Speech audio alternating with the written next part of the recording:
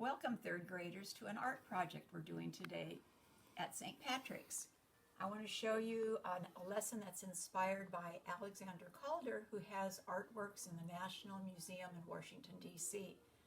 He, as a child, loved to make things, going around the house, taking things apart, finding paper clips and things that he could turn into his little sculptures.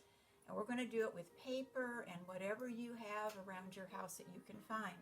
You can use magazines, you can use coffee cup holders, things that are probably a little bit heavier of a paper that will give you some stability, which is what these artworks are called, stables, so that they, when you stand them up, that they will stand. So when I took this piece of paper, I took and folded it in half to make a equal distance piece that when I stand it on the table, it will stand up. And then to get an idea, I've made up, I'm calling this one my kind of a bird shape. You can see I made a beak.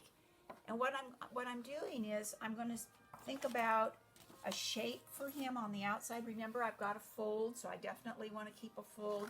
So I'm going to start with making a curve, and then I'm going to come back so I have plenty of room to work with a piece of paper. And I'm going to, on the fold, think about a beak by just cutting maybe up that far. And when in class we've done some things with folding, like in our origami, so I'm just going to fold that back and forth so that when I turn this around, I can pop it out to make a beak come out this way on him. Now, look at all that extra paper I have right now. As I keep doing this, I'm going to keep folding this around. And I think I'm going to give him a headdress up here on top. So first I have, you can see just like that, he's already got a beak. I'm going to give him, he's going to be an exotic egret. And I'm going to take those two pieces out here and maybe curve for feathers. I had last week an egret that came in my backyard that I took a picture of at home that I was very happy to have him so close to my patio. So he kind of gave me the idea for this. So I'm going to cut and you're going to have fun. Remember the curling techniques we do, where sometimes we take a piece of paper and a crayon. If we want it to curl, we just roll it on a pencil or a crayon to make it do what we want it to do.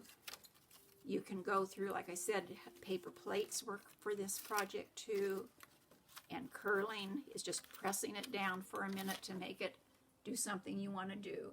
You can add pieces onto this. So this piece right now, I actually used a hole punch to make where his eyes are, but I could just add that on in paper.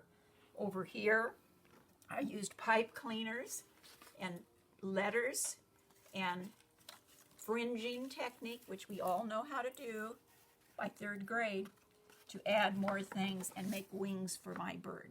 So let's see what you can come up with. The fun part about this project is you can make a whole flock of birds. You can use markers to decorate them and have fun making this project. I'll see you soon. Make sure you take pictures of all your flock to show me when you come back.